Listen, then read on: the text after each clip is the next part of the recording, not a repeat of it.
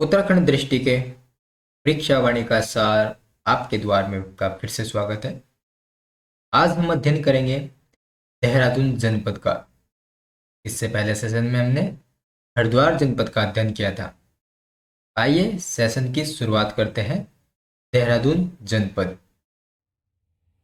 देहरादून नगर बाह्य एवं मध्य हिमालय के बीच स्थित है, जो कि दून घाटी में बसा है। इसका आकार दोने के जैसा है। 1817 में इसे जिला बनाकर मेरठ मंडल के अंतर्गत सम्मिलित किया गया था। 1975 से यह गढ़वाल मंडल में है। यहाँ की नगर पालिका 9 दिसंबर 1998 को सूचीकृत कर नगर निगम बनाया गया। वैदिक साहित्य के अनुसार आर्यों से पूर्व इस भूमि पर असुर जाति के लोग रहते थे। मान्यता है कि महाभारत काल में यहाँ वर्तमान टपकेश्वर के पास आचार्य द्रोण का आश्रम था। इसी कारण इस घाटी को द्रोण घाटी के नाम से जाना जाता है। 1699 में पंजाब से आए गुरु राम राय ने यहाँ एक गुरुद्वारा बनाया था, जो कि आज नगर के केंद्र है। शायद गुरु राम राय द्वारा डेरा डालने के कारण इसका नाम देहरादून पड़ा, जो कालांतर में देहरादून के नाम से विख्यात हो गया। कुछ लोगों का मानना है कि गुरु राम राय द्वारा यहाँ देह त्यागने के कारण इसका नाम देहरादून पड़ा। इतिहासकार इससे पूर्व का इस स्थान का नाम पृथ्वीपुर बताते हैं। 1804 तक यह क्षेत्र गढ़वाल नरेशों के अधीन था।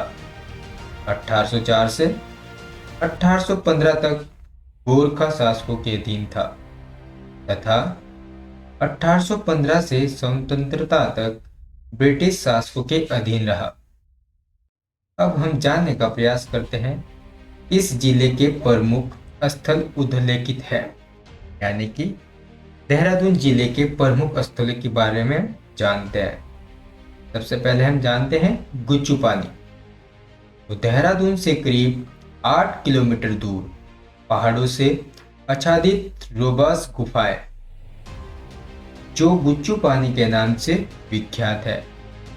इन गुफाओं को राष्ट्रीय और अंतर्राष्ट्रीय पर्यटन मानचित्र पर विशेष स्थान दिया गया है। नेक्स्ट पॉइंट है हमारा श्री गुरु राम राय दरबार साहिब।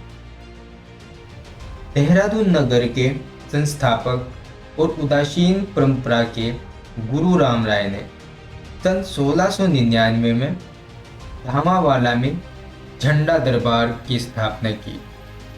तत्कालीन मुगल शैली में निर्मित इस भवन को 1707 में उनकी पत्नी माता पंजाब कौर द्वारा भव्य रूप में निर्मित किया गया। टपकेश्वर महादेव शहर से लगभग 6 किलोमीटर दूर दक्षिण पश्चिम में एक छोटी नदी के तट पर यह शिव मंदिर स्थित है, जहां शिवरात्रि के दिन बड़ा मेला लगता है। गुफा में स्थित यह मंदिर प्राकृतिक शिल्प का अनूठा उदाहरण है। यहाँ निरंतर जल टपकता रहता है, जिसके कारण इस मंदिर का नाम टपकेश्वर महादेव मंदिर रखा गया है। नेक्स्ट है चंद्रबनी। महर्षि गौतम ने इस स्थान में अपनी सहधर्मिणी अहिल्या एवं पुत्री अंजनी के साथ लगभग 12 वर्ष तक कठिन तपस्या की थी। यहाँ गौतम कुंड है, जिसमें लोग पवित्र स्नान करते हैं। नेक्स्ट है भागीरथी रिजॉर्ट्स। देहरादून से लगभग 19 किलोमीटर की दूरी पर देहरादून चक्राता मार्ग पर सोलाकुई के पास स्थित यह एक पिकनिक स्थल है। नेक्स्ट पॉइंट है फन वैली। देहरादून से 25 किलोमीटर हरिद्वार मार्ग पर 20 एकड़ के क्षेत्र में यह एक मनोरंजक पार्क है। यहाँ पर गो कार्टिंग, वाटर स्लाइडिंग, सबसे बड़ा लहर तालाब और 20 रोमांचकारी खेल आकर्षण केंद्र है। मालसी डियर पार्क, यह शहर से 10 किलोमीटर दूर मसूरी मार्ग पर स्थित है। यहाँ लोगों के मनोरंजन के लिए हिरन व पक्षी आदि अन्य जीवों वाला जंतु उद्यान है। राजाजी राष्ट्रीय पार्क 820.42 वर्ग किलोमीटर क्षेत्र में फैला यह वन्यजीव अभ्यारण्य वर्ष 1983 में 3 वन्यजीव विहार, मोतीचूर, चीला एवं राजाजी को मिलाकर बनाया गया था। इसका नाम भारत के अंतिम गवर्नर जनरल चक्रवर्ती सी गोपालाचार्य के नाम पर रखा गया है।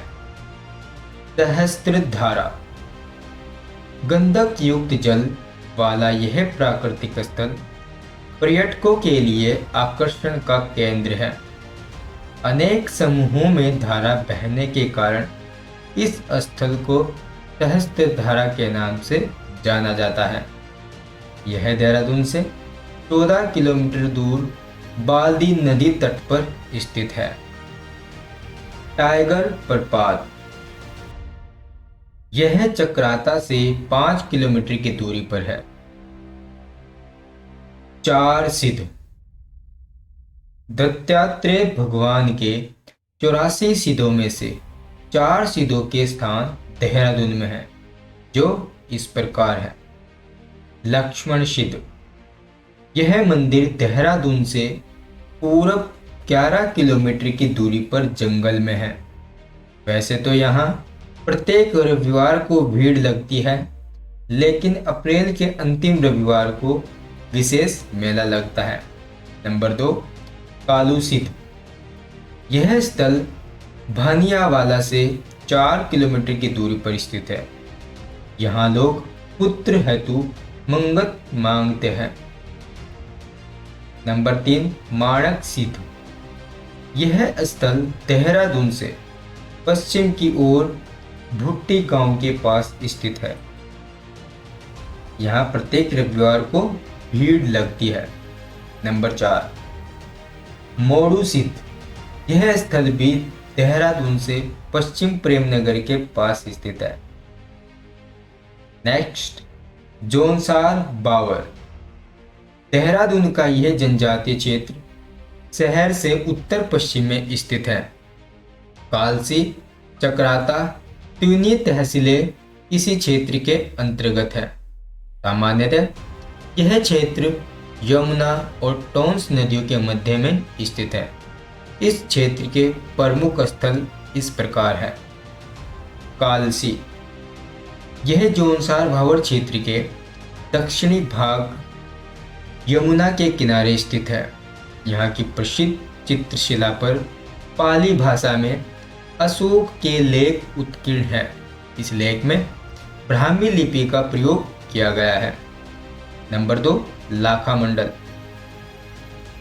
यह स्थान देहरादून से 125 किलोमीटर तथा चक्राता से 62 किलोमीटर दूर यमुना और रिखनाड़ नदी संगम पर स्थित है। लोगों का मानना है महाभारत काल में लाक्षागृह यहीं बनाया गया था। लाखा मंडल मूर्तियों का भंडार है। एक मान्यता यह भी है कि लाख मूर्तियों के कारण लाखा मंडल नाम पड़ा है। यहाँ उत्तराखंड शैली का शिव मंदिर दर्शनीय है। इस मंदिर के शिवलिंग पर जल डालने पर अपना प्रतिबिंब देखा जा सकता है। नंबर 3, बैराटगढ़, यह स्थल चक्राता से 15-16 किलोमीटर की दूरी पर चौरानी चोटी पर स्थित है। यहाँ कुछ खंडर पड़े हुए हैं। कहा जाता है कि यहाँ महाभारत काल में पुलिंद राजा विराट की राजधानी थी। विराट की ही पुत्री उत्तरा से अर्जुन पुत्र अभिमन्यु का विवाह हुआ था। नंबर 4, हनोल। यह चक्रात से 110 किलोमीटर की दूरी टोंस के किनारे है। यहाँ जौनसार भाबर लोगों का सबसे बड़ा तीर्थ स्थल है। यहाँ महासु देवताओं का सबसे बड़ा मंदिर है। मंदिर के अंदर चांदी के चादर पर चारों महासु व माता देव लाड़ी के चित्र बनाए गए हैं। बाहर छारिया, अंगारिया आदि अनेक देवों की मूर्तियां स्थित है। Number 5, Ramtal garden. यह सुंदर पिकनिक स्पॉट चक्राता से 9 किलोमीटर की दूरी पर है। नंबर 6, काणासार। ऊंचे पर्वतों व घने जंगलों से युक्त यह पर्यटन स्थल चक्राता से 26 किलोमीटर दूरी पर स्थित है। नंबर 7, देवा वन। यह लोकप्रिय पिकनिक स्पॉट चक्राता से 16 किलोमीटर की दूरी पर स्थित है। पर्वतों की रानी मसूरी। 2005 मीटर की ऊंचाई पर लगभग 65 वर्ग किलोमीटर क्षेत्र में फैला मसूरी हिंदुस्तान के सबसे पुराने हिल स्टेशनों में से एक है। मसूरी शहर के असली संस्थापक ईस्ट इंडिया कंपनी की बंगाल आर्मी में काम करने वाले आयरिश अफसर कैप्टन यंग आदि थे। कैप्टन यंग ने मसूरी की खोज 1825 में की और अंग्रेजों ने यहाँ की भूमि को टेरी नरेश सुदर्शन शाह से 80 वर्ष के लिए पट्टे पर लिया था। 1827 में यहाँ की पहली इमारत मलिंगार होटल बनी थी। 1832 में भारत के सवेयर जनरल कर्नल एवरेस्ट ने यहाँ सर्वेक्षण कार्यालय स्थापित किया था।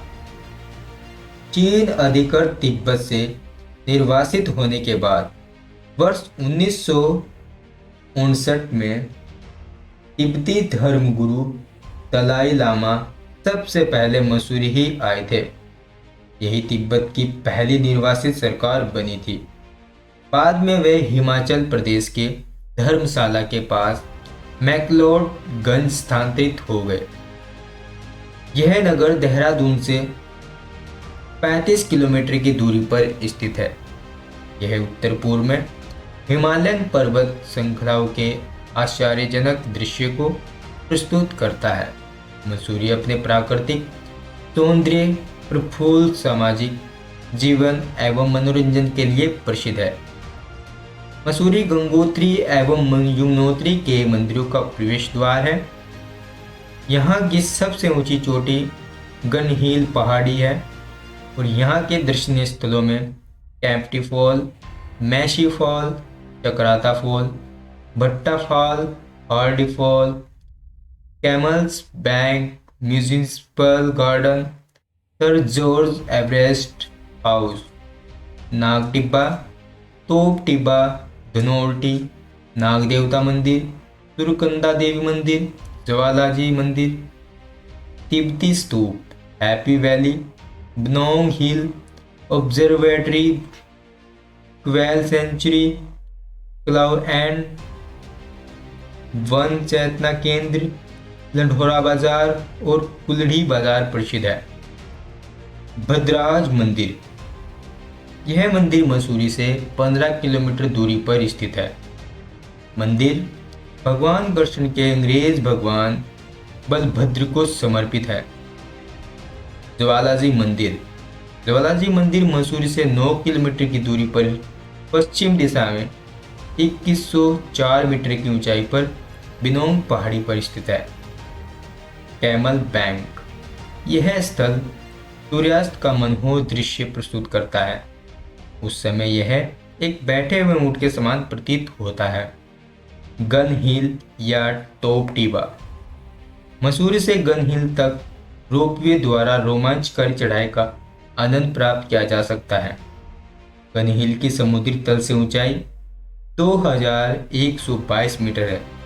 यह स्थल मसूरी में तुरकुंडा देवी का मंदिर मसूरी से 33 किलोमीटर दूर 3030 मीटर की ऊंचाई पर कद्दूखाल नामक ग्राम के निकट है। मंदिर एक पर्वत के शिखर पर स्थित है। इस मंदिर का धार्मिक महत्व बहुत अधिक है। मसूरी झील मार्ग पर स्थित यह एक नवीनतम विकसित पिकनिक स्थल है।